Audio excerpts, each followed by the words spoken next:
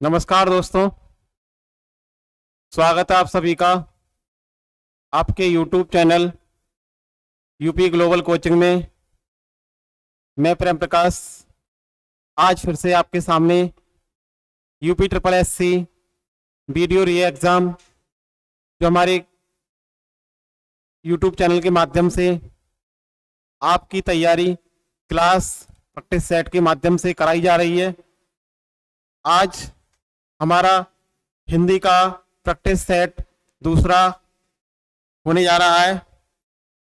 इससे पहले हिंदी का एक प्रैक्टिस सेट हम करा चुके हैं, जिसमें गत वर्ष में पूछे गए महत्वपूर्ण प्रश्नों के साथ हमने उस प्रैक्टिस सेट को तैयार किया, जिसका समाधान उसके सभी विकल्पों को देखते हुए हमने बेहतर से बेहतर करने की कोशिश की और आप लोगों ने हमारा साथ दिया है और आपसे उम्मीद है कि हमारा साथ आप देते रहेंगे। आप हमारे साथ लास्ट तक बने रहिए, वीडियो को पूरा देखें, तभी क्लास का आनंद आपको पूरा मिलेगा। तो आज हमारा जो प्रैक्टिस सेट है वो हिंदी पूरे 50 प्रश्नों के साथ, वो भी महत्वपूर्ण प्रश्नों के साथ है, जो कि आयोग द्वारा निर्धारित पाठ्यक्रम पर आधारित सभी प्रश्न रखे गए हैं। आपके लिए किसी भी टॉपिक से या किसी प्रश्न से, किसी विकल्प से संबंधित कोई भी समस्या आती है तो आप अपनी समस्या को हमें कमेंट्स के माध्यम से जरूर बताएं या टेक्स्टग्राम पर आ रहे व्हाट्सएप नंबर पर एसएमएस कॉल के माध्यम से अपनी समस्या बता सकते हैं। वीडियो को आप ज़्यादा से ज़्यादा लाइक शेयर, और अगर आप चैनल पर नए हैं तो इसे सब्सक्राइब जरूर करें, जिससे कि आने वाली क्लास या प्रैक्टिस सेट आप तक सबसे पहले पहुंच सके। समय बर्बाद ना करते हुए चलते हैं अपने आज के सेशन की ओर, जो कि हमारा प्रश्न 1 से स्टार्ट होता है। देखिए, प्रश्न 1 आपकी स्क्रीन के सामने आ चुका है। कुछ इसमें आसान प्रश्न हैं और कुछ थोड़े कठिन भी हैं, क्योंकि हम जो चल रहे हैं सरल से कठिन की ओर बढ़ रहे हैं।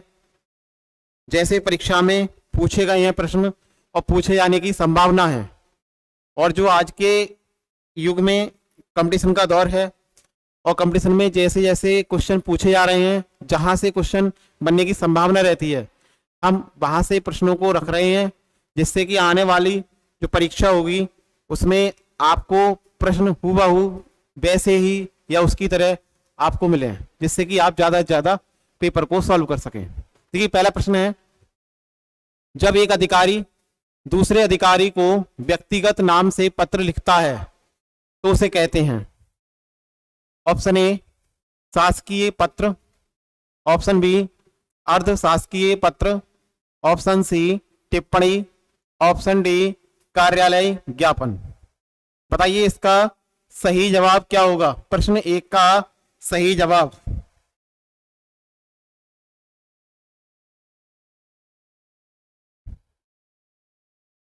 देखिए, इसका जो सही जवाब होगा अर्ध शासकीय पत्र। इसका बी ऑप्शन सही है, अर्ध शासकीय पत्र।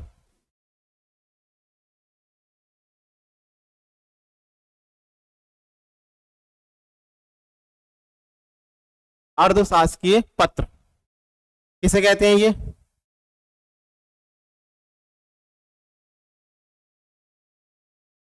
जब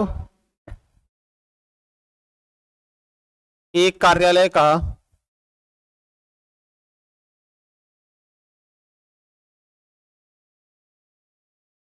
कोई अधिकारी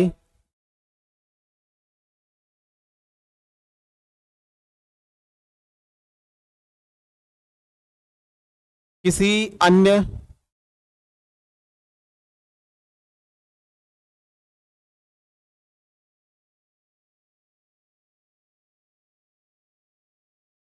कार्यालय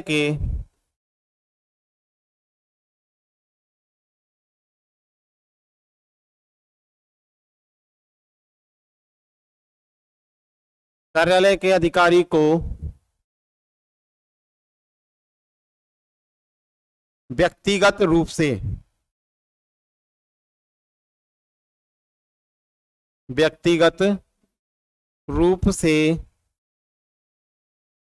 समस्या पर विशेष ध्यान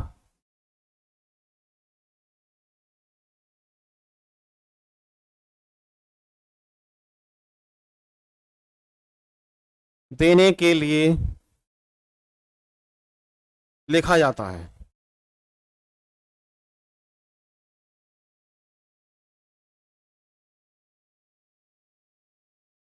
ऐसे पत्र को अर्धशासकीय पत्र कहते हैं। जब एक अधिकारी किसी एक कार्यालय से दूसरे कार्यालय के अन्य अधिकारी को व्यक्तिगत रूप से किसी विशेष समस्या का ध्यान की ओर ध्यान आकर्षित करने के लिए पत्र लिखा जाता है, उसे अर्धशासकीय पत्र कहते हैं। आप इसका स्क्रीनशॉट ले लें। चलते हैं अगले प्रश्न की ओर। देखिए प्रश्न दूसरा है, एक विद्यार्थी को अपने स्कूल के प्रधानाचार्य अभिनिवेदन में क्या लिखना चाहिए? एक विद्यार्थी को अपने स्कूल के प्रधानाचार्य को अभिनिवेदन में क्या लिखना चाहिए? ऑप्शन ए आपका, ऑप्शन बी भवदीय, ऑप्शन सी आपका आज्ञाकारी शिष्य, ऑप्शन डी आपका सेवक। बताइए इसका सही जवाब क्या होगा? प्रश्न 2 का सही जवाब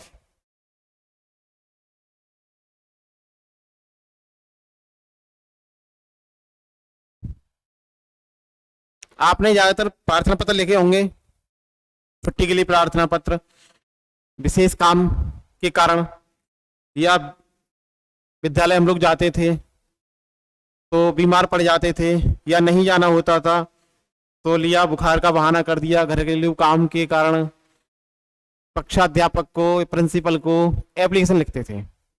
उसमें लास्ट में लिखते थे कि आपका आज्ञाकारी शिष्य, आपका आज्ञाकारी शिष्य जो भी है। अगर स्टूडेंट वो लड़की है तो आपकी आज्ञाकारी शिष्या, और अगर वो लड़का है तो वो आपका आज्ञाकारी शिष्य लिखेगा। इसका जो सही जवाब होगा ऑप्शन सी। चलते हैं अगले प्रश्न की ओर। प्रश्न 3, संक्षेपण मूल पाठ से कितने शब्दों में लिखना चाहिए? संक्षेपण मूल पाठ से कितने शब्दों में लिखना चाहिए? ऑप्शन ए आधे शब्दों में 1/2, ऑप्शन बी 1/3 शब्दों में 1/3, ऑप्शन सी 3/4 शब्दों में 3/4, ऑप्शन डी 2/3 शब्दों में 2/3। बताइए इसका सही जवाब कौन सा होगा? प्रश्न 3 का सही जवाब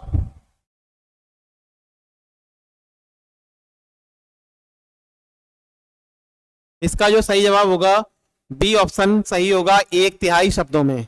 संक्षेपण का मतलब होता है उसका सार, जो सारांश हम लिखते थे, पद्य हो गद्य हो, उसका सारांश किसके बारे में कहा गया है, तो जितने भी उसके शब्द हैं उसके 1/3 शब्दों में आप उसका सारांश या संक्षेपण लिख सकते हैं। इसका सही जवाब प्रश्न 3 का बी ऑप्शन, 1/3 शब्दों में अर्थात 1/3।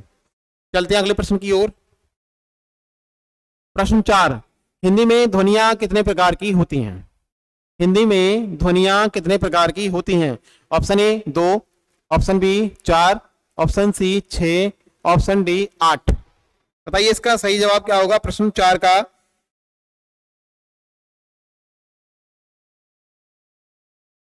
प्रश्न 4 का सही जवाब क्या होगा?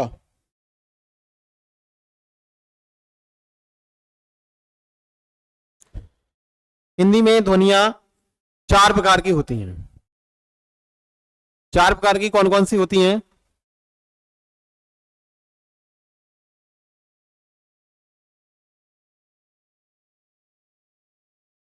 एक तो होता है चलने की ध्वनि, मैं आपको उदाहरण बता रहा हूं, परिभाषा नहीं दे रहा हूं। चलने की,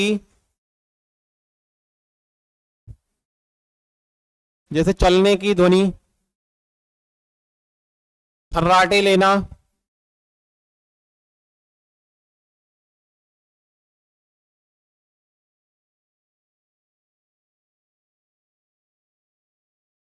करहाना, या इच्छानुसार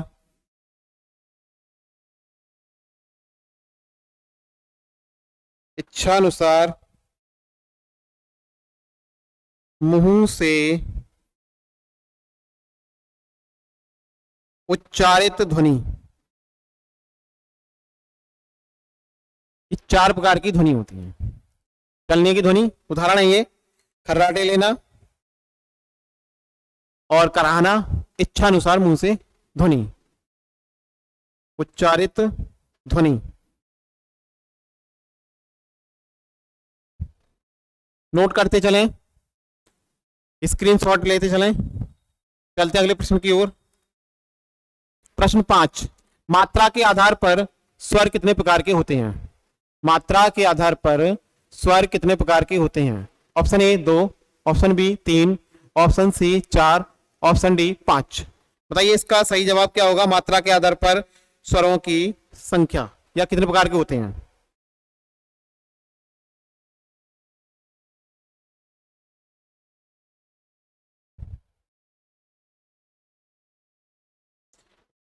मात्रा के आधार पर स्वर 2 प्रकार के होते हैं। 2 प्रकार कौन कौन से होते हैं? एक तो होता है आपका ह्रस्व स्वर, ह्रस्व स्वर, और दूसरा होता है दीर्घ स्वर।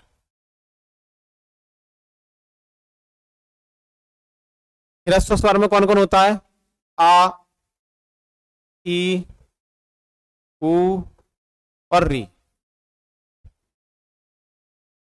दीर्घ स्वर में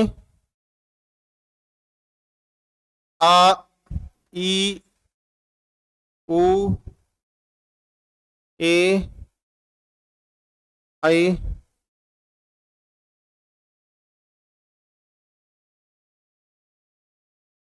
ओ और औ।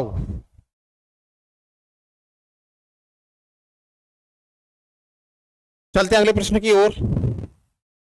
संख्या पूछी जाए इनकी, तो ह्रस्व स्वरों की संख्या होगी 4, और जो दीर्घ स्वर हैं आपके 2, 3, 5, 2, 7, ये 7 होंगे। चलते अगले प्रश्न की ओर। प्रश्न 6, जिह्वा के आधार पर स्वर कितने प्रकार के होते हैं? अभी जो पूछा गया था प्रश्न, वो मात्रा के आधार पर पूछा गया था कि मात्रा के आधार पर स्वर 2 प्रकार के होते हैं, और ये वाला प्रश्न है कि जिह्वा के आधार पर स्वर कितने प्रकार के होते हैं? Option A 2, option B 3, option C 4, option D 6। बताइए इसका प्रश्न 6 का सही जवाब क्या होगा?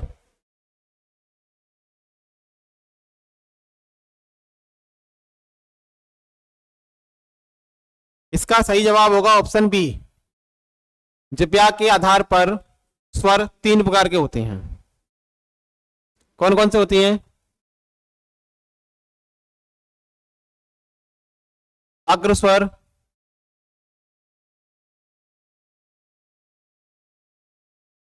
मध्य स्वर और पश्च स्वर।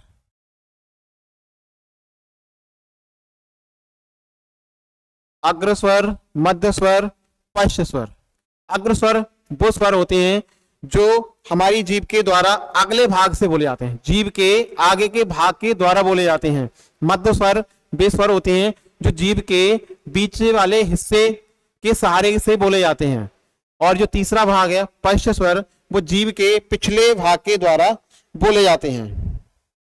अब ये कौन कौन से होते हैं? अग्र स्वर ई, ई, ए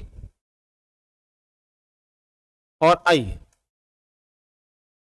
मध्य स्वर में केवल आपका आ, इसके बाद पश्च स्वर में जो बचे दीर्घ आ, उ, उ, ओ, औ और री। ये आपके जिह्वा के आधार पर स्वरों का विभाजन होता है। चलते अगले प्रश्न की ओर। आप इसे नोट करते चलें, सभी इंपोर्टेंट चीजें हैं कि परीक्षा में पूछी जा रही हैं। आजकल आज के कंपटीशन दौर में ये सभी पूछे जा रहे हैं। वीडियो को आप लाइक जरूर कीजिए और शेयर करते रहिए। प्रश्न 7 है आपके सामने, निम्नलिखित में से कौन सा शब्द पुल्लिंग है? दया, माया, भाषा, आभार। पुल्लिंग शब्द बताइए। दया, माया, भाषा, आभार। दया आती है या आता है? आती है। माया आती है। अच्छी दया, अच्छी माया, अच्छी भाषा या अच्छा भाषा, अच्छी भाषा होती है। आभार, आभार जो है वो यहां पर पुल्लिंग शब्द है। चलते हैं अगले प्रश्न की ओर। प्रश्न 8, निम्नलिखित में से कौन सा शब्द पुल्लिंग है? देखिए पुल्लिंग से प्रश्न यहां पर 2 रखे गए हैं, जिससे कि आपको पुल्लिंग और स्त्रीलिंग में कोई समस्या ना हो, आप आराम से प्रश्न देखते ही सेकंड में ही इसका टिक कर सकें। पुल्लिंग शब्द को ढूंढना है। आशा, कष्ट, क्षमा, सेना। बताइए यहां पर कौन सा शब्द पुल्लिंग है? प्रश्न 8 का सही जवाब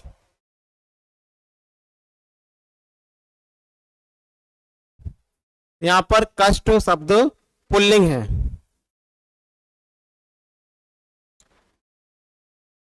प्रश्न 9, निम्नलिखित में से कौन सा शब्द स्त्रीलिंग है? विवाद, सार, रूप, आय। बताइए इसका सही जवाब क्या होगा प्रश्न 9 के लिए?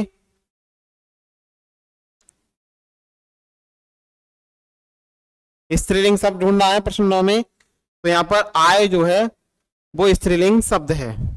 अच्छा विवाद, अच्छा सार, अच्छा रूप, अच्छा आय नहीं होती है, अच्छी आय होती है।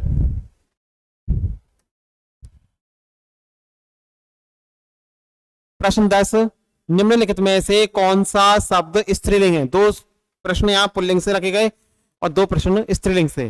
टोटल 4 प्रश्न लिंग संबंधी रखे गए हैं। ग्रह, चंदन, पत्ता, सभा। ग्रह, चंदन, पत्ता, सभा। आपको जानकारी होगी ये सभा यहां पर स्त्रीलिंग शब्द है। इसका सही ऑप्शन होगा डी, सभा। प्रश्न 10 का सही जवाब डी ऑप्शन। चलते हैं अगले प्रश्न की ओर। प्रश्न 11, संधि कितने प्रकार की होती हैं? संधि कितने प्रकार की होती हैं? संधि से 2 प्रश्न अनिवार्य हैं इसमें। संधि कितने प्रकार की होती है? 2 प्रकार की, 3 प्रकार की, 4 प्रकार की या 6 प्रकार की? जो संधि होती है आपकी वो मुख्य रूप से 3 प्रकार की होती हैं। 3 प्रकार की कौन कौन सी होती हैं? देखिए यहां पर नोट कर रहा हूं। संधि,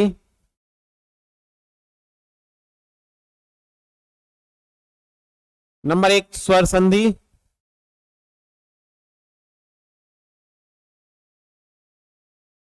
दूसरा व्यंजन संधि,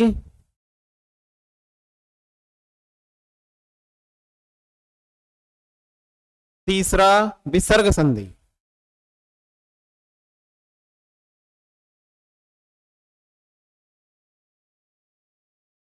तीन प्रकार की संधि होती हैं। उसके बाद जो स्वर संधि है वो मुख्य रूप से 5 प्रकार की होती है। चलते हैं अगले प्रश्न की ओर। प्रश्न 12, सदानंद शब्द का संधि विच्छेद होगा। सदानंद शब्द का संधि विच्छेद होगा। बताइए इसका सही जवाब क्या होगा? सदानंद शब्द का संधि विच्छेद।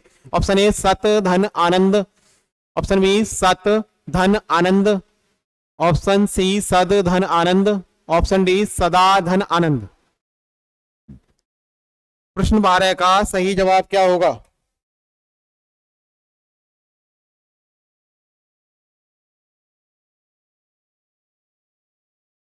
इसका जो आंसर होगा ऑप्शन ए, ऑप्शन ए होगा सत धन आनंद।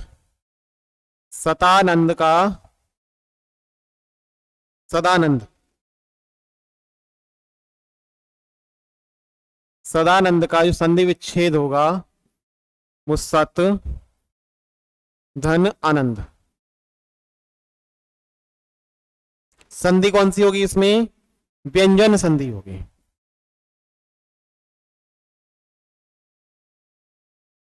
क्योंकि इसका पहला अक्षर व्यंजन है और बाद में इसके साथ कोई भी स्वर आता है, कोई भिन्न स्वर आता है, तो वहां पर संधि व्यंजन संधि होती है। चलते हैं अगले प्रश्न की ओर। प्रश्न 13, पुस्तकालय में कौन सी संधि है? दीर्घ संधि, गुण संधि, वृद्धि संधि, यड़ संधि। दीर्घ संधि, गुण संधि, वृद्धि संधि, यड़ संधि। देखिए यहां पर पुस्तकालय, पुस्तकालय, पुस्तकालय का जो संधि विच्छेद होगा वो होगा आपका पुस्तक धन आलय। क्योंकि ये उदाहरण जो इसके जो विकल्प दिए हैं वो सभी स्वर संधि के विकल्प हैं। और स्वर संधि कहां पर होती है? जहां दोनों जुड़ने वाले जो शब्द होते हैं, अक्षर जो होते हैं, वो दोनों स्वर हों, यानी स्वरों का मेल के कारण जो परिवर्तन होगा, विकार होगा, वह संधि स्वर संधि के अंतर्गत आती है। इसमें देखिए यहां पर क्या आएगा? पुस्तक, इस तरह से हमने यह निकाल लिया। यहां मिला आपका आ प्लस यहां से हमने ले लिया दीर्घा प्लस लय, और ये आ और प्लस ह्रस्व आ और दीर्घ आ दोनों को मिलने से जो विकार आता है वो दीर्घ आ का आता है। यहां पर पुस्तक धन आ धन लय, अब इन्हें आप जोड़ लेंगे। ये आ जो होगा वो डंडे के रूप में आ जाएगा जो कि मात्रा का काम करता है, पुस्तकालय, ये मिलेगा। यह संधि कौन सी होगी? दीर्घ संधि। इसका ऑप्शन ए सही है, पुस्तकालय में दीर्घ संधि है। प्रश्न 13 का सही जवाब दीर्घ संधि। और दीर्घ कौन सी? दीर्घ स्वर संधि। इसमें कौन सा नियम लगेगा? आ या दीर्घ आ, मेरे आ या दीर्घ आ के साथ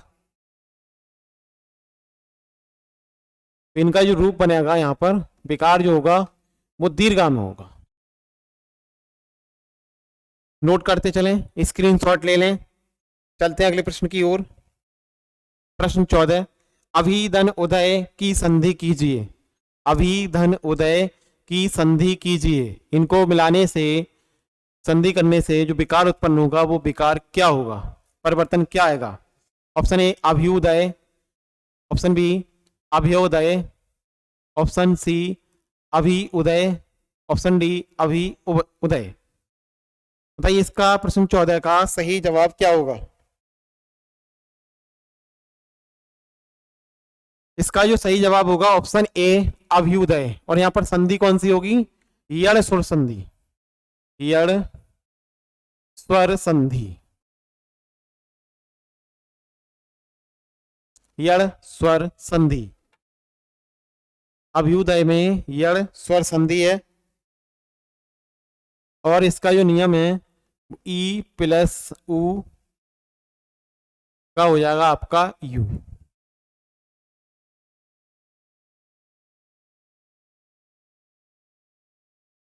यड़ संधि कहां पर होती है? यड़ संधि जैसे आपके अंतस्थ व्यंजन होते हैं, अंतस्थ व्यंजन कितने होते हैं? टोटल 4। कौन कौन से होते हैं? या, रा, ला और वाह। उनमें आपको या ज्यादातर बता रहा हूं, ज्यादातर इनके आगे अर्ध स्वर में अर्ध व्यंजन मिलते हैं, यानी आधे अक्षर। या अलावा अंतस्थ व्यंजन के आगे अगर आधे अक्षर मिलते हैं तो वहां पर यड़ संधि होती है। जैसे यहां पर या दे रखा है, या से पहले ये दे रखा है वाह आधा। एक तो लगाने का तरीका ये हो गया, दूसरा आप नियम से करें तो अच्छा रहेगा। चलते हैं अगले प्रश्न की ओर। प्रश्न 15, यथा संभव में कौन सा समास है? यथा संभव में कौन सा समास है? अव्ययी भाव समास, कर्मधारय समास, तत्पुरुष समास, द्विगु समास। बताइए इसका 15वें का सही जवाब क्या होगा? यथा संभव में समास,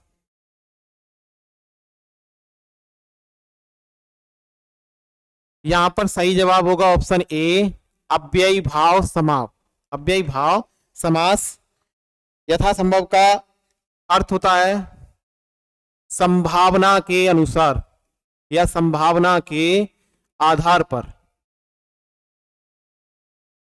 संभावना के अनुसार।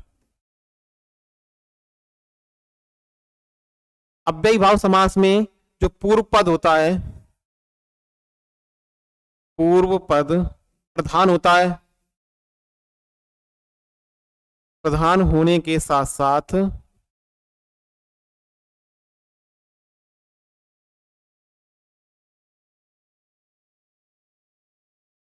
अव्यय भी होता है।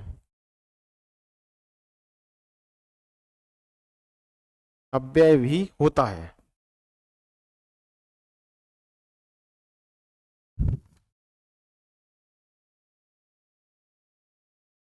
यथासंभव में अव्ययी भाव समास है, जो कि इसका जो पूर्व पद होगा वो प्रधान होने के साथ साथ अव्यय भी होता है।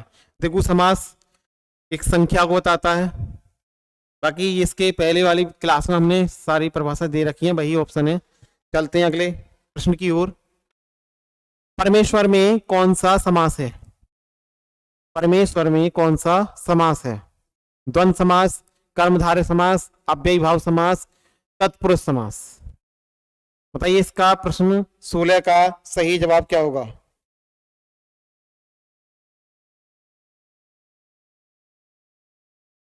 परमेश्वर में आपका है कर्मधारय समास। परमेश्वर में कौन समास है? कर्मधारय समास।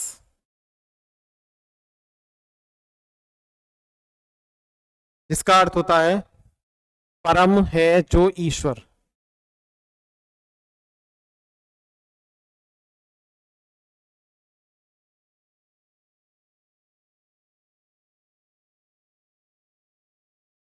चलते हैं अगले प्रश्न की ओर। प्रश्न 17। अध्यक्ष में कौन सा उपसर्ग है? अध्यक्ष में कौन सा उपसर्ग है? अधि उपसर्ग है, अध उपसर्ग है, अत उपसर्ग है, अध उपसर्ग है। बताइए इसका सही जवाब कौन सा होगा? प्रश्न 17 का। उपसर्ग क्या होते हैं? उपसर्ग वे शब्द होते हैं जो किसी मूल शब्द के आगे जुड़ करके उसके अर्थ भाव को बदल देते हैं, उसे उपसर्ग कहते हैं। अध्यक्ष में अधि उपसर्ग लगा है। अध्यक्ष में अधि उपसर्ग लगा है।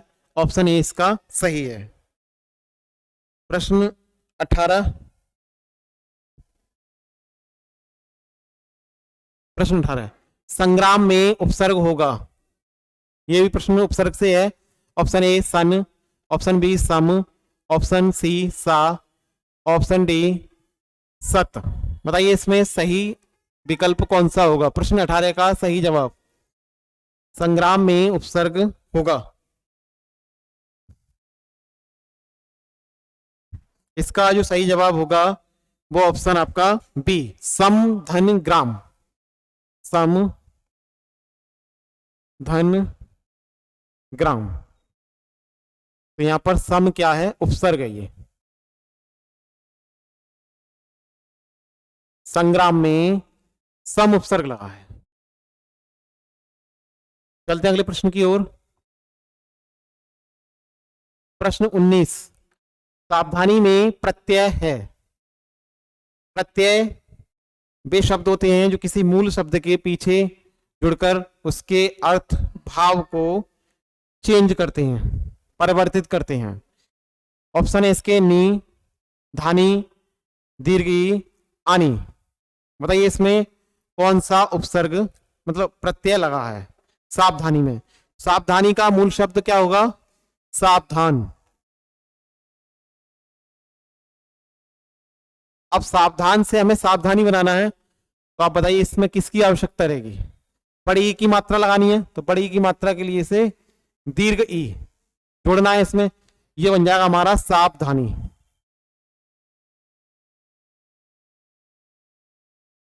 सावधानी में जो प्रत्यय है कौन सा है? दीर्घ ई। ऑप्शन सी सही है। चलते हैं अगले प्रश्न की ओर। प्रश्न 20। जिंदगी में कौन सा प्रत्यय है? जिंदगी में कौन सा प्रत्यय है?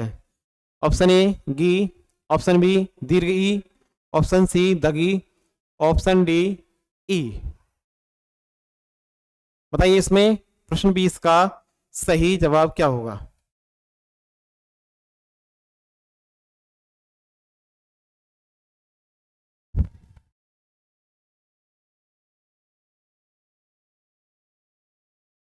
इसमें भी आपका ऑप्शन बी यहां पर सही है, दीर्घ ई प्रत्यय है। चलते हैं अगले प्रश्न की ओर। प्रश्न 21, निम्नलिखित में से कौन शब्द तत्सम है? तत्सम कौन से शब्द होते हैं जो संस्कृत से सीधे सीधे प्रयोग में लाए जाते हैं बिना किसी परिवर्तन के? ऑप्शन ए प्रिय, ऑप्शन बी पिया, ऑप्शन सी मोर, ऑप्शन डी चार। बताइए इसका सही जवाब क्या होगा?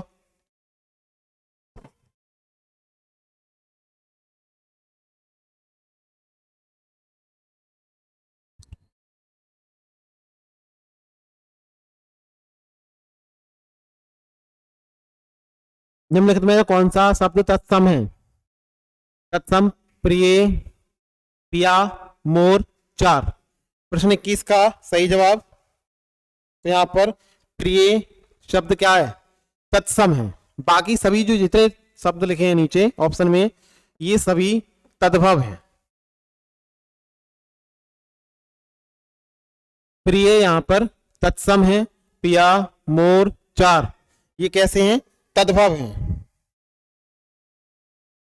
जिसका तद्भव क्या होगा? अब इसका प्रिय का तद्भव, इसका तद्भव होगा प्यारा, ये इसका तद्भव है।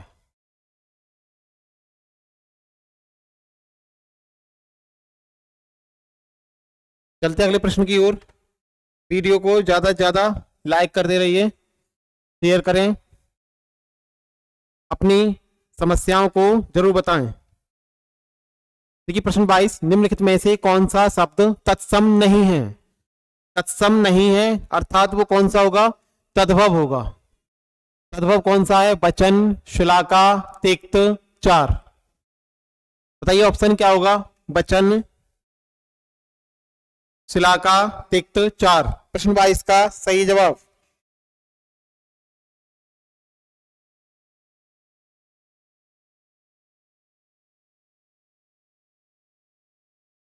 तत्सम नहीं है। तत्सम यहां पर चार, जो कि एक तद्भव है।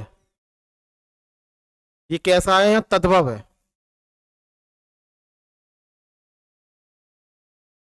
वचन आपको पता ही है। श्लाका क्या होती है? जिसे कहते हैं सलाई।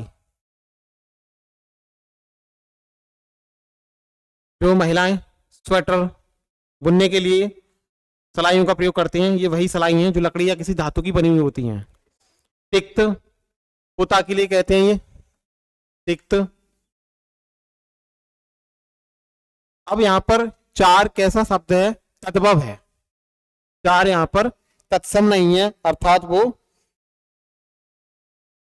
तद्भव है। तो इसका तत्सम क्या होगा?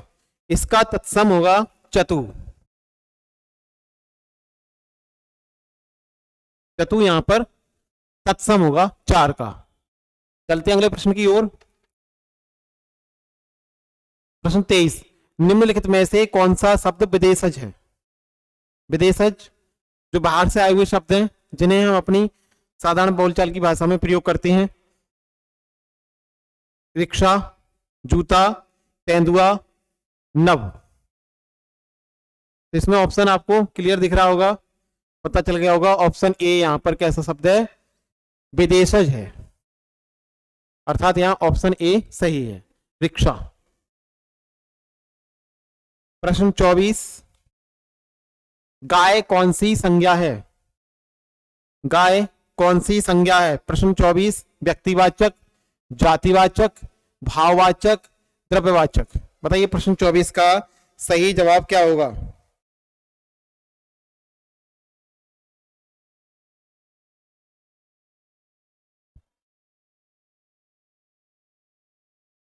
गाय यहां पर जातिवाचक संज्ञा है।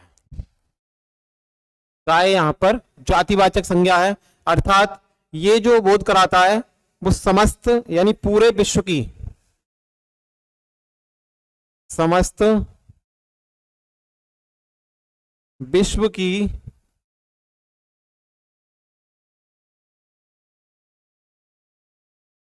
सभी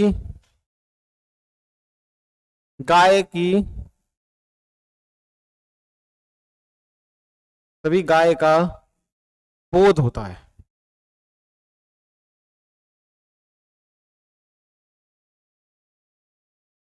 व्यक्तिवाचक, व्यक्तिवाचक संज्ञा कौन सी होती है? किसी विशेष व्यक्ति के बारे में कहा जाए, विशेष, अब वो व्यक्ति हो सकता है, स्थान हो सकता है, कोई वस्तु हो सकती है। जैसे अभी गाय की बात करें, यहाँ काली गाय, तो ये विशेष हो जाती, व्यक्तिवाचक संज्ञा।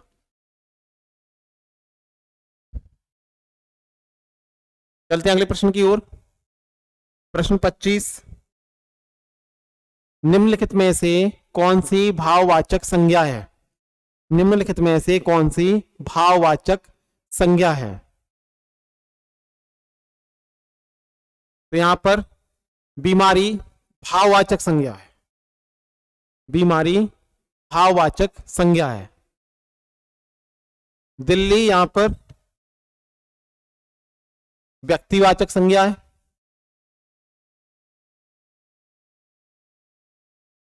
क्योंकि दिल्ली एक है और उसी एक की बात हो रही है। लड़का, पूरे विश्व के जितने लड़के हैं उसके बारे में बात हो रही है, तो ये कौन सी होगी? जातिवाचक संज्ञा।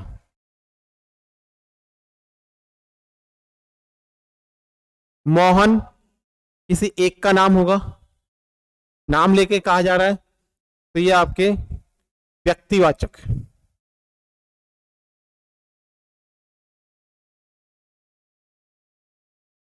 जातिवाचक संज्ञा वह होती है जिसमें उसकी समस्त जाति का बोध हो, तो यहां पर बीमारी भाववाचक संज्ञा है। चलते हैं अगले प्रश्न की ओर। प्रश्न 26, हिंदी में कुल कितने सर्वनाम होते हैं? हिंदी में कुल कितने सर्वनाम होते हैं? सर्वनाम कितने होते हैं? 9, 10, 11, 12। इसका सही जवाब कौन सा होगा? Option C. हिंदी में कुल जो सर्वनाम होते हैं वो 11 होते हैं। कौन कौन से हैं? चलिए आगे देखते हैं। अगला प्रश्न दिया है, सर्वनाम के कुल कितने भेद होते हैं? सर्वनाम, पीछे जो प्रश्न पूछा था आपसे वो हिंदी में कुल सर्वनाम की संख्या पूछी गई थी, और यहां जो पूछा गया है सर्वनाम के कुल कितने भेद होते हैं। सर्वनाम के कुल कितने भेद होते हैं बताइए? ऑप्शन 5, 6, 7, 8। प्रश्न 27 का सही जवाब, तो यहां पर ऑप्शन बी सही है। कुल कितने सर्वनाम होते हैं? 6 होते हैं। अब वो 6 सर्वनाम कौन कौन से होते हैं?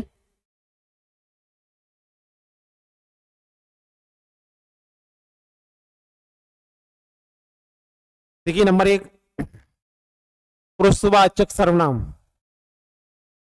पुरुषवाचक सर्वनाम,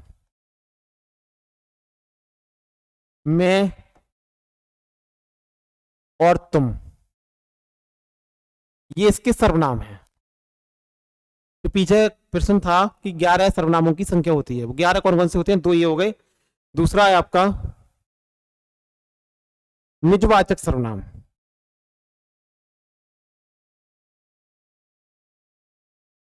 निजवाचक सर्वनाम में आप, एक ये हो गया। तीसरा निश्चयवाचक सर्वनाम, निश्चयवाचक सर्वनाम, इसमें होते हैं आपके यह और वह। चौथा अनिश्चयवाचक सर्वनाम,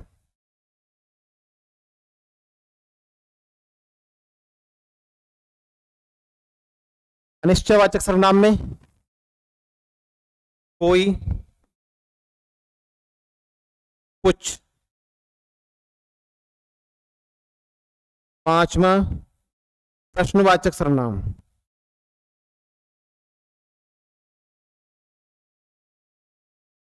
प्रश्नवाचक सर्वनाम में कौन और क्या।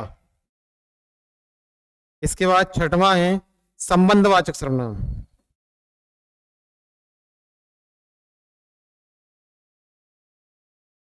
संबंधवाचक सर्वनाम में जो सो।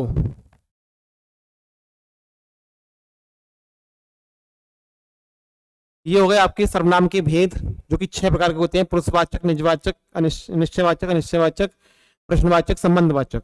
उनके सर्वनाम मैं, तुम, आप, ये, वह, कोई, कुछ, कौन, क्या, जो, सो। ये टोटल हो गए 11। इनकी टोटल संख्या 2 ऊपर 3 और 2 5 7 9 और ये 2 11। टोटल संख्या हो गई आपकी 11। तो अगर सर्वनाम पूछे जाएं टोटल तो वो 11 और सर्वनाम के भेद पूछे जाएं तो पूरे 6। इसे आप स्क्रीनशॉट ले लें या वीडियो को बाद में चला करके स्किप करके आप इसे देख सकते हैं। चलते हैं अगले प्रश्न की ओर। प्रश्न 28, पर्वतीय कौन सा विशेषण है? पर्वतीय कौन सा विशेषण है? गुणवाचक विशेषण, संख्यावाचक, परिमाणवाचक, सार्वनामिक विशेषण। बताइए प्रश्न 28 का सही जवाब कौन सा होगा? पर्वतीय कौन सा विशेषण है? विशेषण कौन शब्द होते हैं? वे शब्द जिनसे किसी की विशेषता बताई जाए या वे शब्द जिनकी जो किसी अन्य की विशेषता को बोध कराएं, उसे गुणवाचक विशेषण मतलब विशेषण कहते हैं। अब यहां पर पर्वतीय जो है वो ऑप्शन ए आपका सही है। कैसा विशेषण है ये? गुणवाचक विशेषण है। गुणवाचक विशेषण और कौन कौन से होंगे?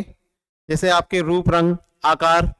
यहाँ पर्वतों की बात हो रही है, पर्वतीय है इसलिए ये गुणवाचक विशेषण है। संख्याओं में संख्यावाची होंगे, परिमाण में मापतोल वाली चीजें। चलते हैं अगले प्रश्न की ओर। प्रश्न 29। प्रश्न 29, निम्नलिखित में से कौन सा शब्द विशेषण है? निम्नलिखित में से कौन सा शब्द विशेषण है? विशेषण अर्थात जो किसी की विशेषता बता रहा हो। आगरा क्या एक नाम है? और नाम जहां भी आएगा वो क्या होगी? संज्ञा होगी। तो ये तो संज्ञा हो गई, ये हमारा ऑप्शन नहीं है। ऑप्शन सी को देख लो। सी में कुछ तो अभी पीछे कराया था, ये सर्वनाम है, यहां पर ये सर्वनाम हो जाएगा। लिखना ये हो गया सर्वनाम, तो ये भी विशेषण नहीं है। ऑप्शन डी लिखना एक क्रिया है। बचा कौन? चमकीला। चमकीला क्या है? एक विशेषण है।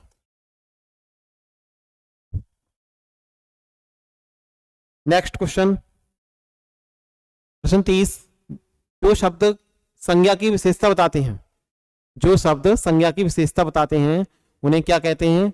उन्हें अभी बताया था विशेषण कहते हैं। ऑप्शन बी यहां पर सही है। जो शब्द संज्ञा की विशेषता बताते हैं उन्हें विशेषण कहते हैं, और जिसकी विशेषता बताई जाती है, जिसकी विशेषता बताई जाती है उसे विशेष्य कहते हैं। सर्वनाम संज्ञा के स्थान पर जो शब्द आते हैं उन्हें सर्वनाम कहते हैं। क्रिया की विशेषता बताने वाले को क्रिया विशेषण। अगले क्वेश्चन की ओर। प्रश्न 31, राम सो रहा है।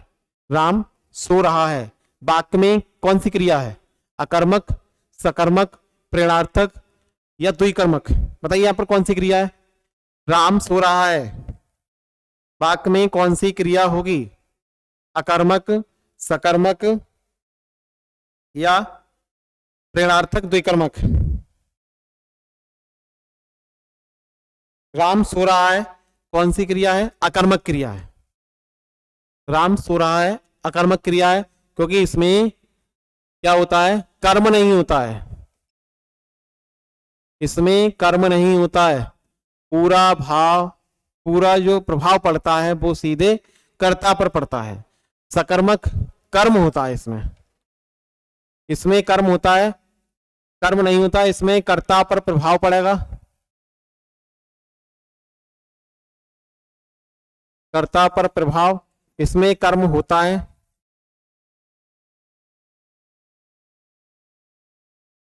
कर्म होता है और प्रभाव किस पे पड़ता है? कर्म पर प्रभाव पड़ता है।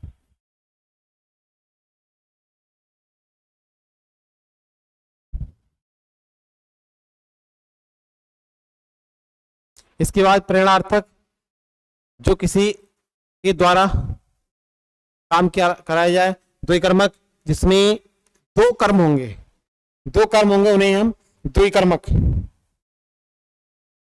प्रेरणार्थक, किसी कार्य को स्वयं ना करके, स्वयं ना करके किसी अन्य से कराया जाए, किसी अन्य से कराया जाए। द्विकर्मक जिसमें दो कर्म होंगे, दो कर्म वाली क्रियाएं होंगी, द्विकर्मक कहलाएगी। ठीक है, चलते हैं अगले प्रश्न की ओर। नेक्स्ट क्वेश्चन, प्रश्न 32। वह एक सप्ताह बाद आया, इस वाक्य में कौन सा शब्द क्रिया विशेषण है? वह एक सप्ताह बाद आया, इसमें क्रिया विशेषण शब्द कौन सा है? वह एक बाद आया।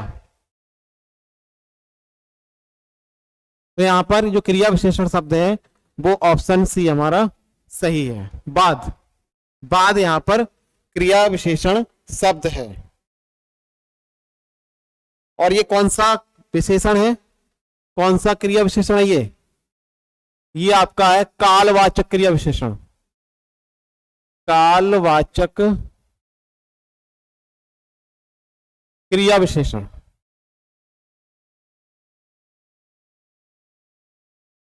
कौन सा विशेषण है? कालवाचक क्रिया विशेषण। और जैसे परसों, पहले, जो भी है, जो समय का बोध कराएं, वो आपके कौन से विशेषण होंगे? कालवाचक क्रिया विशेषण। इसके अलावा जो अन्य होते हैं आपके, वो होते हैं स्थानवाचक होगा एक, स्थानवाचक क्रिया विशेषण, परिमाणवाचक क्रिया विशेषण, परिमाणवाचक क्रिया विशेषण, तीसरा रीतिवाचक क्रिया विशेषण, रीतिवाचक क्रिया विशेषण, और चौथा आपका ये हो गया कालवाचक क्रिया विशेषण। नेक्स्ट क्वेश्चन, प्रश्न 33। सेनाएं युद्ध क्षेत्र से आगे बढ़ी, इस वाक्य में संबंधवाचक शब्द है। सेनाएं युद्ध क्षेत्र से आगे बढ़ी। प्रश्न 33 का सही जवाब बताइए कौन सा होगा? ऑप्शन ए सेनाएं, ऑप्शन बी युद्ध क्षेत्र, ऑप्शन सी आगे, ऑप्शन डी बढ़ी। प्रश्न 33 का सही जवाब क्या होगा?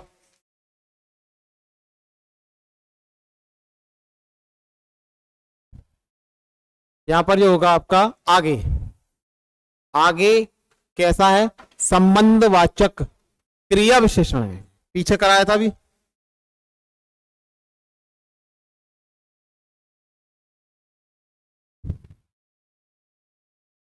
आगे यहां पर कौन सा है? ये क्रिया विशेषण है।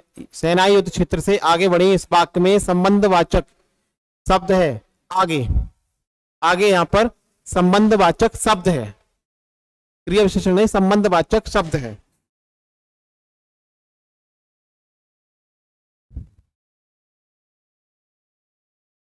चलते अगले प्रश्न की ओर।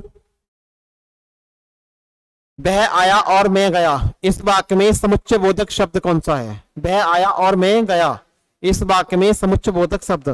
वह समुच्चय बोधक शब्द वो होते हैं जो दो उपवाक्यों को आपस में जोड़ते हैं। तो वह आया मैं गया, दोनों को जोड़ा किसने? और ने। तो यहां पर क्या होगा? समुच्चय बोधक शब्द और होगा। ऑप्शन सी सही है। नेक्स्ट क्वेश्चन, प्रश्न 35। हाय अब मैं क्या करूं, इस वाक्य में विस्मय आदि बोधक शब्द होगा। हाय अब मैं क्या, विस्मय आदि बोधक शब्द क्या होगा? आपको पता होगा जिसके आगे ये वाला चिन्ह होता है, जिसे विस्मय आदि बोधक चिन्ह कहते हैं, वो है शब्द विस्मय आदि बोधक शब्द ही होता है। तो यहां पर हाय क्या है? विस्मय आधक शब्द, विस्मय आदि बोधक शब्द है। हाय या मैं बर्बाद हो गया, इस तरह का खुशी का माहौल है, किसी रंग रूप को देख करके आश्चर्यचकित होना। अगला क्वेश्चन, प्रश्न 36। निम्न में से कौन सा शब्द अनेक का पर्यायवाची है? अनेक का पर्यायवाची अर्जुन, सेना, अग्नि, घोड़ा। प्रश्न 36 का सही जवाब बताइए कौन सा होगा। अनेक का पर्यायवाची शब्द प्रश्न 36 के लिए।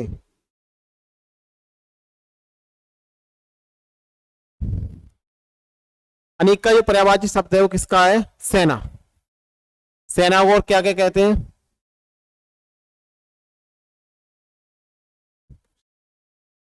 देखिए आप, फौज इसका पर्यायवाची है, झुंड, दल, ये इसके सेना के पर्यायवाची हो गए। अर्जुन के सफेद, उज्जवल,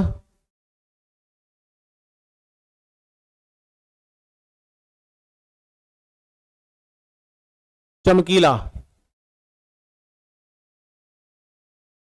सफेद, उज्जवल, चमकीला, ये अर्जुन के हो गए। इसके बाद अग्नि के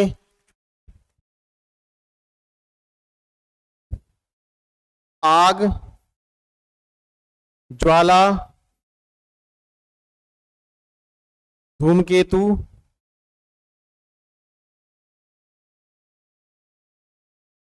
घोड़ा के अश्व, घोटक, तुरंग,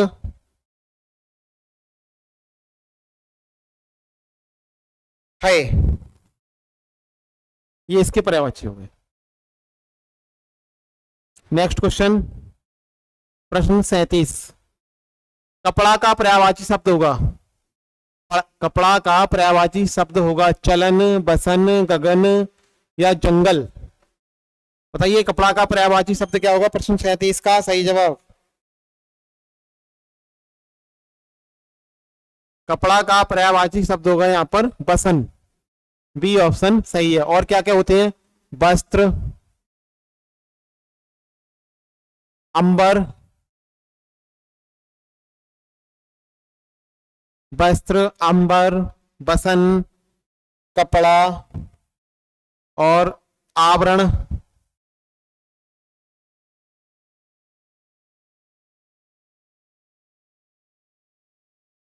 चलन, चलन में कौन कौन से होंगे?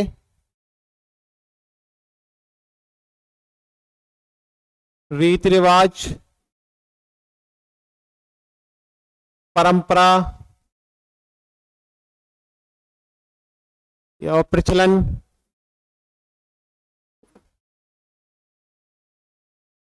गगन, आकाश, नभ,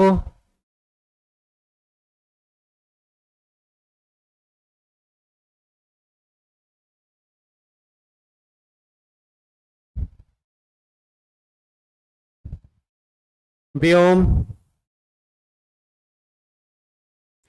जंगल के, आकाश, नभ, व्योम, गगन के हो गए। जंगल के कौन कौन से होंगे? वन, कानन, अरण्य। ये अब तक की परीक्षाओं में सभी क्वेश्चन पूछे गए हैं, ऐसे प्रश्नों को हमने रखा है। ऑप्शन भी उसी हिसाब से रखे गए हैं जो कि ज्यादातर पूछे जा रहे हैं। चलते हैं अगले क्वेश्चन की ओर। प्रश्न 38। आकाश का विलोम शब्द होगा, आकाश का विलोम शब्द होगा ऑप्शन ए धरती, पाताल, अनर्थ, अनग। बताइए क्या सही शब्द होगा? आकाश का विलोम क्या होगा? पाताल। यहां पर बी ऑप्शन सही है। और धरती का विलोम क्या होगा फिर? धरती का विलोम होगा गगन।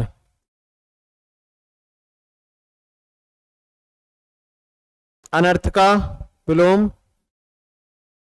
अर्थ और अनग का अघ, अनग का अघ। प्रश्न 39। पृथ्वी का विलोम शब्द क्या होगा? आकाश, पाताल, गोचर, लौकिक।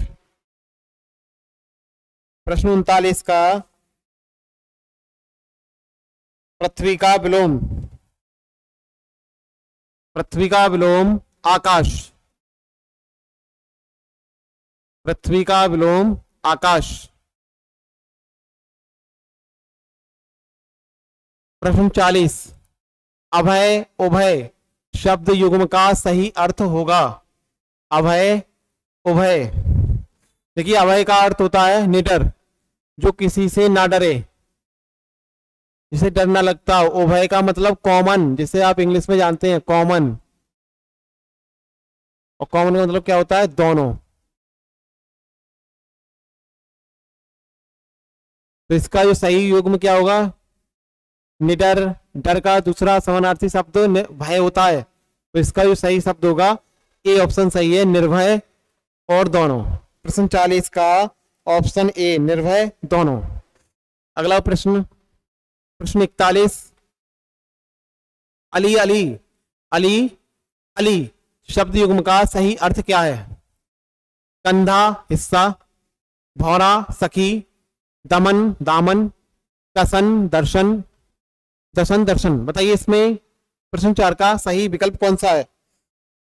प्रश्न 4 कौन सा क्वेश्चन था ये, प्रश्न 41 है ये, 4 की जगह 41 है ये, प्रश्न 41।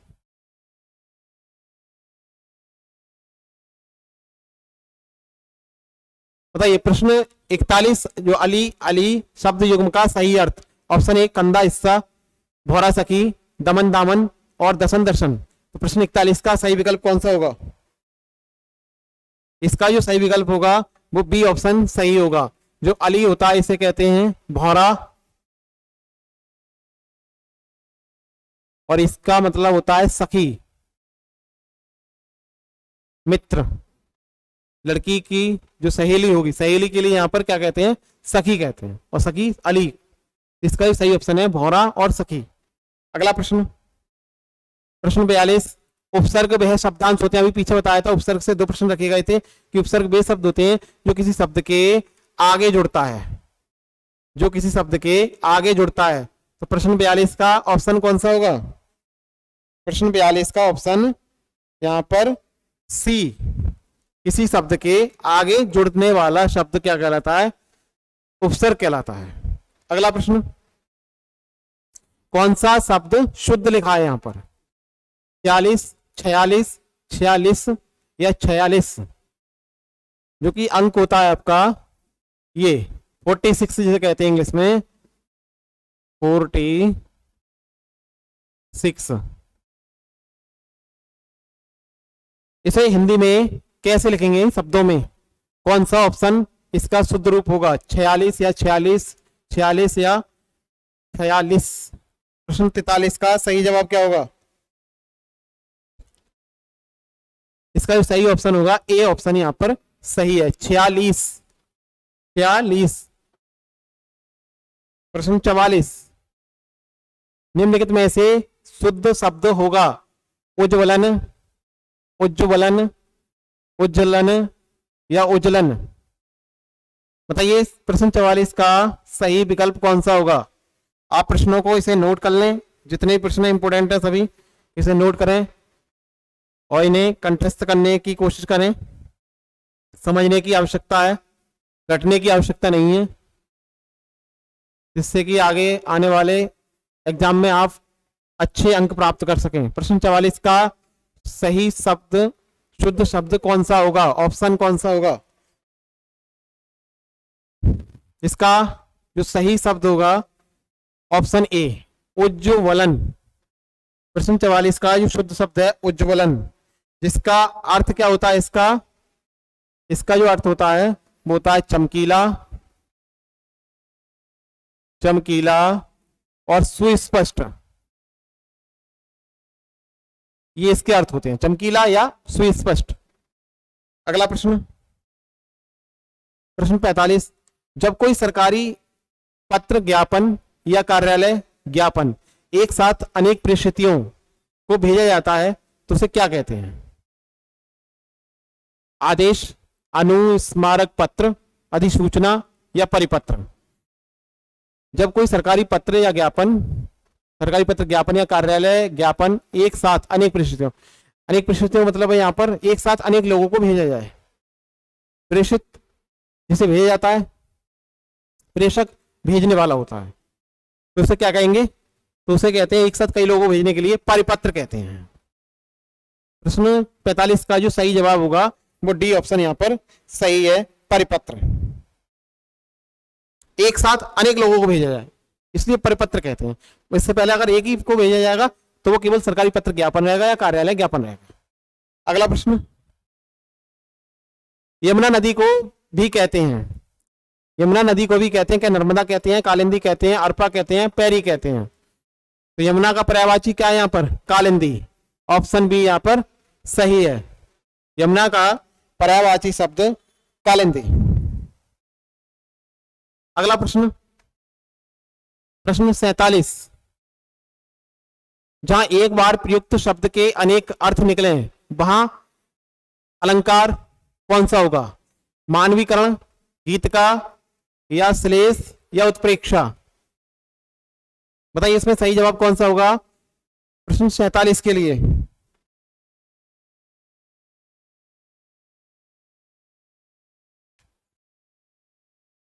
इसका जो सही जवाब होगा ऑप्शन सी, श्लेष अलंकार। श्लेष अलंकार कौन सा होता है? देखिए श्लेष, श्लेष जो बना है आपका श्लिष्ट से बना है, श्लिष्ट, जिसका अर्थ होता है चिपका हुआ, चिपका हुआ। यानी एक ऐसा शब्द जो अनेक बार आए और उसके अर्थ भी एक बार प्रयुक्त होने के, प्रयुक्त शब्द के अनेक अर्थ निकले। जैसे इसका एक उदाहरण है, रहीमन पानी राखिए,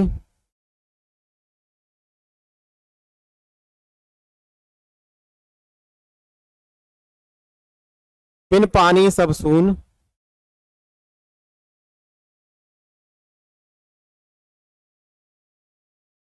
बिन पानी सब सून, पानी गए ना उबरे,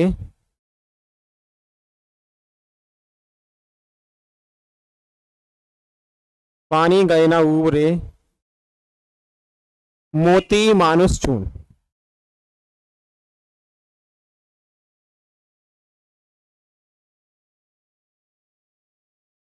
देखिए यहां पर पानी जो शब्द है इसके अलग अलग अर्थ हैं। यहाँ पर इसका अर्थ अलग है, ये अर्थ अलग दे रहा है, और ये यहां पर पानी शब्द एक ही है लेकिन इसके अर्थ अलग अलग हैं।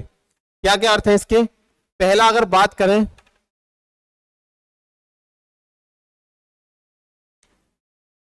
ये जो पहला है मोती, मोती की जो होता है ये चमक के रूप में है। यहाँ पानी का जो मतलब है वो चमक के रूप में है, पानी का अर्थ चमक के रूप में है। और जो मानुष है इसका मतलब है यहाँ प्रतिष्ठा के रूप में, क्योंकि प्रत्येक व्यक्ति की अपनी एक प्रतिष्ठा होती है, अपना स्टेटस होता है। आप सभी अपना सुबह सुबह स्टेटस लगाते हैं, औरों के चेक करते हैं।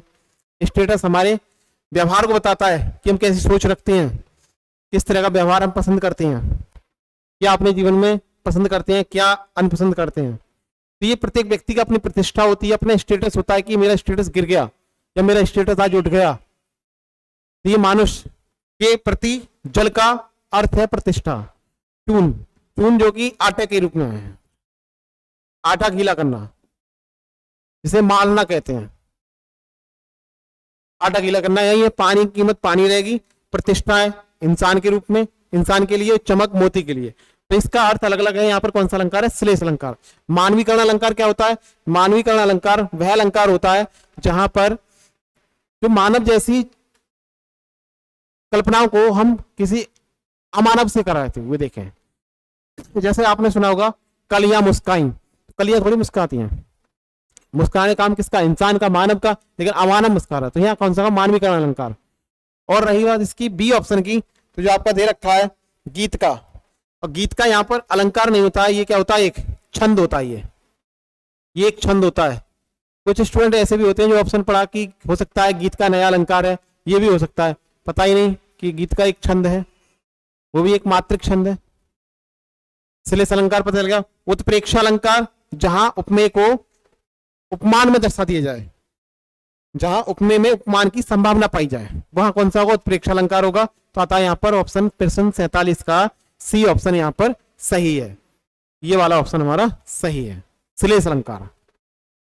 अगला प्रश्न देखिए, प्रश्न 48। पंच परमेश्वर गद्य की विधा से संबंधित हैं। पंच परमेश्वर गद्य की विधा से संबंधित हैं। गद्य, पंच परमेश्वर एक कहानी है। पंच परमेश्वर जो है एक गद्य की रचना है, गद्य है। और ये किस प्रकार की गद्य है? नाटक है, एकांकी है, कहानी है, उपन्यास है। किससे संबंधित है? तो मैंने अभी आपको बता दिया, कहानी है। ये पंच परमेश्वर की एक कहानी है, अतः यहां पर ऑप्शन डी सही है।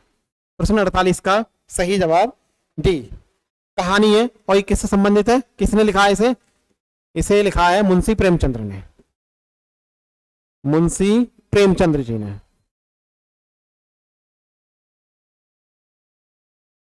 मुंशी प्रेमचंद्र जी ने। और मुंशी प्रेमचंद्र जी को क्या कहा जाता है? देखिए अगला प्रश्न आपको बताएगा, 49वां प्रश्न। हिंदी में उपन्यास सम्राट को कहा गया है। तो हिंदी में उपन्यास सम्राट किसे कहा गया है? प्रेमचंद्र जी को कहा गया है उपन्यास सम्राट। अतः प्रश्न 49 का जो सही ऑप्शन है वो आपका बी सही है। मुंशी प्रेमचंद्र को सम्राट मतलब उपन्यास सम्राट कहा जाता है। अगला प्रश्न, प्रश्न 50, जो कि आज की सेशन का अंतिम प्रश्न है। तो हमें उम्मीद है आपको क्लास अच्छी लगी होगी और आप लोगों ने पूरा क्लास देखा होगा। देखिए क्या है प्रश्न 50, कहावत का दूसरा नाम। कहावत व्यवहार में हम कह देते हैं पुराने बड़े बूढ़ों की कहावत है। कहावत का दूसरा नाम क्या है? लिखित में नहीं है, उपमा है, तुलना है, लोकोक्ति है, या इनमें से कोई नहीं है। उपमा एक अलंकार होता है, तुलना कंपेयरिंग होती है। अगर यही कहावत का दूसरा नाम होगा, दूसरा नाम का मतलब क्या होता है? उसका पर्यायवाची या उसका समानार्थी शब्द। तो तुलना होगा नहीं, ना तो यहां उपमा होगा। उपमा एक अलंकार होता है जो कि तुलना करेगा, और ये भी तुलना है। तो इसका जो दूसरा नाम होता है वो क्या होता है? लोकोक्ति। अतः यहां पर प्रश्न 50 का सही जवाब ऑप्शन सी, लोकोक्ति कहावत का दूसरा नाम है। तो दोस्तों ये था हमारा UPSSC वीडियो री एग्जाम का हिंदी प्रैक्टिस सेट 2।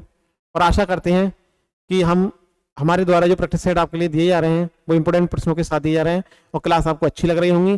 तो उम्मीद करते हैं आप क्लास को ज़्यादा से ज़्यादा लाइक करें, शेयर करें और कमेंट जरूर करें। आपको अगर कोई भी समस्या आती है तो अपने कमेंट्स जरूर बताएं, और आप कैसे प्रश्न चाह रहे हैं, कैसे क्लास चाह रहे हैं। अगर संधि कोई भी टॉपिक से आप अगर क्लास चाह रहे हैं तो आपको क्लास जरूर प्रोवाइड की जाएगी। चलते हैं, मिलते हैं अगले नए प्रैक्टिस सेट के साथ। और आपके द्वारा कमेंट्स जो आएंगे, हो सकता है आपके कमेंट्स के माध्यम से हम वीडियो कोई भी क्लास जो दें। तब तक के लिए नमस्कार, जय हिंद, जय भारत।